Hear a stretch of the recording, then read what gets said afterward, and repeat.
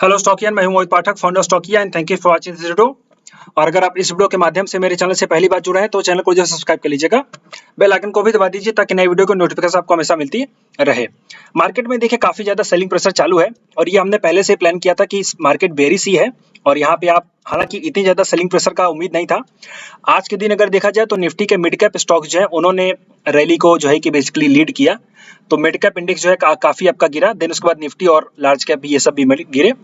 Bank Nifty ने काफी तबाही मचाई। बैंक निफ्टी बहुत ज्यादा वोलेटाइल थी लास्ट में और वहां पे आई थिंक काफी लोगों का उसमें एसएल हुआ होगा, काफी लोगों का टारगेट भी हुआ होगा। ओके, सो मार्केट कैसा था, कल कैसा रह सकता है, कहाँ पे बाई कहाँ पे सेल करना है, किस तरीके से हमें काम करना है, ये हम लोग डिस्कस कर लेते हैं, जो कि हम डेली करते हैं। तो मैं आपके लिए हमेशा से ही प्री मार्केट के वीडियोस अपलोड करता हूँ जिसमें हमें प्लानिंग करके चलते हैं।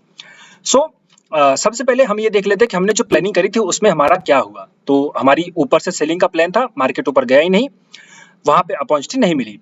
यहाँ से बाइंग का प्लान था लेकिन बाइंग के रिवर्सल पे तो कोई भी बाइंग का रिवर्सल यहाँ पे नहीं मिला। उसके बाद अगर ये सेल यहाँ पे आपका बाइंग का प्लान नहीं हुआ, मतलब एंट्री नहीं मिली, तो रिवर्सल पे आप यहाँ पे शॉर्ट कर सकते थे। ये आप देख सकते हैं, बहुत अच्छा आपको टारगेट देखने को मिला। सो मोटा मोटी देखा जाए तो कुछ खास हमारे लिए एंट्री वाइज नहीं था, बट अगर प्राइस एक्शन वाइज किसी ने शॉर्ट किया होगा तो उसको बेनिफिट मिला होगा। बैंक निफ्टी में भी सेम चीज थी, अपॉर्चुनिटी नहीं मिली। ओके, तो इन शॉर्ट की हमने जो प्लानिंग की थी उसमें से कहीं भी एंट्री नहीं मिली। हाँ, अगर किसी ने यहाँ पे कुछ सोच करके बाइंग किया होगा तो उसकी गलती है, बिकॉज यहाँ पे लेवल में आने के बाद कोई भी आपका रिवर्सल नहीं है। देखो, अगर ये आपको लगता है कि ये बाइंग का रिवर्सल है तो इसके बाद एक हाई ब्रेक होना चाहिए, या तो फिर आप एंट्री करते हो भी तो आपका स्टॉप लॉस हो जाता है बहुत छोटा सा। तो ये आपको बहुत अच्छे से अंडरस्टैंड करना चाहिए। खैर, अब हम देख लेते हैं कि कल किस तरीके से काम किया जा सकता है, बट उसके पहले डेटा आपका बेरिश है, हमेशा से ही बेरिश रहा है और आज भी आपका जो डेटा है वो बेरिश ही बना हुआ है। तो हमें भी जो प्लान बनाना है वो बेरिश ही बनाना है। ये निफ्टी का डेटा। अब हम लेवल्स देख लेते हैं। तो लेवल्स से पहले एक बार थोड़ा बड़े टाइम फ्रेम पे प्राइस एक्शन अंडरस्टैंड कर लेते हैं। और ये मैंने आपको बताया था कि भाई मार्केट जो है काफी ज्यादा ये टूटा तो ये वाला आना ही है। यहाँ पे आप देख सकते हैं, तो ऐसे आप ट्रेड कर सकते हो यहाँ पे। और हमने जो वीकली एनालिसिस में प्लान किया था वहां पे भी हमने देखा था कि बेरिश डेटा थोड़ा सा रह सकता है और ये आपको क्लियर कट बताया था, बिकॉज डॉलर इंडेक्स ऊपर जा रहा है। तो अब क्या देखो, अब यहाँ पे जो है मार्केट मुझे लगता है कि हो सकता है एक दो दिन साइडवेज हो, फिर इसके बाद रिवर्सल लेगा, पुल बैक देगा, फिर इसके बाद अगर नीचे जाना होगा तो जाएगा, नहीं तो फिर वो कोई ट्रेंड दूसरा बना करके अपना अंडरस्टैंड करेगा। तो फिलहाल अभी हाल में एक दो दिनों के लिए मुझे बहुत ज्यादा गिरावट दिखाई नहीं देती। एक दो दिनों के लिए आपको थोड़ा साइडवेज मार्केट की उम्मीद लगानी पड़ेगी। ओके, और इसमें रिट्रेसमेंट होगा, एक प्रॉपर रिट्रेसमेंट यहाँ तक होगा करीब 25,400 के आसपास, तभी जाकर के ये अगर फॉल होगा तो होगा, नहीं तो फिर अभी ये थोड़ा साइडवेज हो जाएगा फिर फॉल होगा। तो दो चीजों से ही फॉल हो सकता है। पहली कंडीशन क्या है, या तो ये यहाँ से साइडवेज होकर के फिर फॉल दे। ओके, ये पहली कंडीशन हो सकती है। दूसरी कंडीशन है कि ये रिट्रेस करेगा 25,400 के आसपास, तब जाकर के फॉल होगा, ये भी नोट कर लीजिए। तो हमें ऐसे ही प्लान करके रहना। तो यहाँ से थोड़ा सा बहुत ज्यादा बेरिश सब नहीं सोचना है, बुलिश तरफ ही सोचना है, ये भी नोट कर लीजिए। हालांकि डेटा बेरिश है तो वो इंट्राडे की बात है, हो सकता है कल को डेटा चेंज भी हो सकता है, तो ये अंडरस्टैंड कर लीजिए। तो फिलहाल हम प्राइस एक्शन को देखते हुए बाइंग सेलिंग के लेवल को डिस्कस कर लेते हैं। तो हमारा जो बाइंग का लेवल रहेगा वो पहला यही लेवल है, हम यहीं पे बाइंग करेंगे, यानी आज का लो। रीजन क्या है, यहाँ पे आने के बाद एक सपोर्ट देखने को मिला, फिर यहाँ पे रिवर्सल हुआ और यहाँ पे वॉल्यूम्स भी ठीक ठाक है, तो मुझे लगता है कि यहाँ पे एक सपोर्ट देखने को मिल सकता है। फिर इसके बाद अगर ब्रेकडाउन होगा तो फिर फर्दर और सेलिंग सोच सकते हैं, बट इसके पहले तो एक बार बुलिश ही सोचना पड़ेगा। तो जो आपका बाइंग का लेवल है वो सिंपली अगर फ्लैट ओपन होकर के यहाँ पे आता है और कोई बाइंग का सिग्नल देता है, नहीं भी देता है, तो आपका स्टॉप लॉस तो आपके पास है। सो 24,730 से लेकर के 693 है तो 695 ले लीजिए। यहाँ पे आपको बाइंग करना है। 45 या 35 पॉइंट्स का लेवल है। स्टॉप लॉस आपका रहेगा 660 का, 660 का। टारगेट आपका रहेगा सीधे सीधे 25,850 का एंड 900 का आपका टारगेट हो जाएगा। फर्स्ट प्लान हमारा है ऊपर बाइंग करने का। अब ऐसा कुछ दिखाई तो नहीं देता कि गैप अप हो जाए, लेकिन अगर हो सकता है गैप अप अगर हो जाए तो फिर याद रखिए इस लेवल के ऊपर जो कि 25,000 का लगभग लेवल निकल कर आ रहा है, इसके ऊपर ही आपको बाइंग का सोचना है। बट मुझे नहीं लगता कि बहुत ज्यादा रैली आएगी, फिर से सेलिंग प्रेशर देखने को मिल जाएगा। सो बेटर है कि आप अभी ब्रेकआउट की बाइंग को कैंसिल करो, बाय द डिप का प्लान करो, ये अंडरस्टैंड कर लीजिए।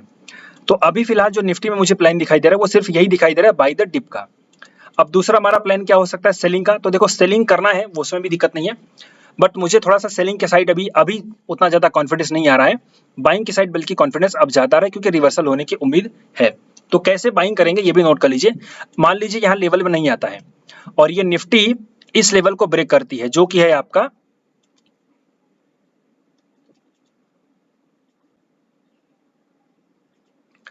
24,920 920। अगर 920 के ऊपर एक 5 मिनट की कैंडल क्लोज हो जाए तो आपको बाइंग के लिए प्लान करना है, लेकिन कैसे वो नोट कर लो। तो इसके ऊपर एक कैंडल क्लोज होनी चाहिए, उसके बाद प्राइस नीचे आएगी एंड फिर उसके बाद उस कैंडल का हाई ब्रेक होगा तो आप एंट्री कर लोगे।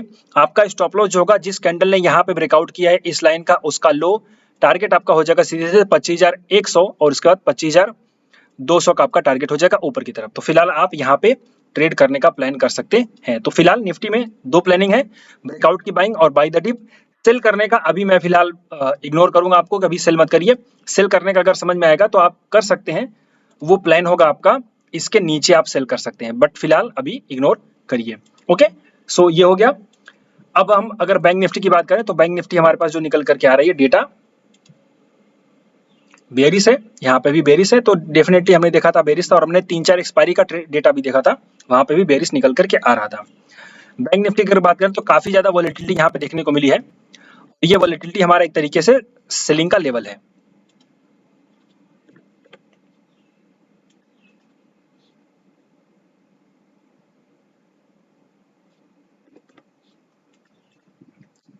ओके, सो हम बाइंग करेंगे बेसिकली। पहले तो सेल करने का प्लान बनाते हैं, यहाँ पे सेल करना है।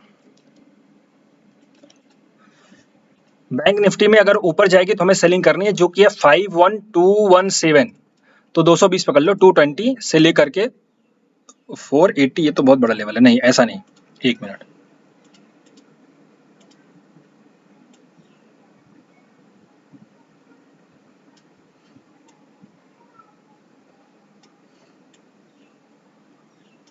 ये सही है।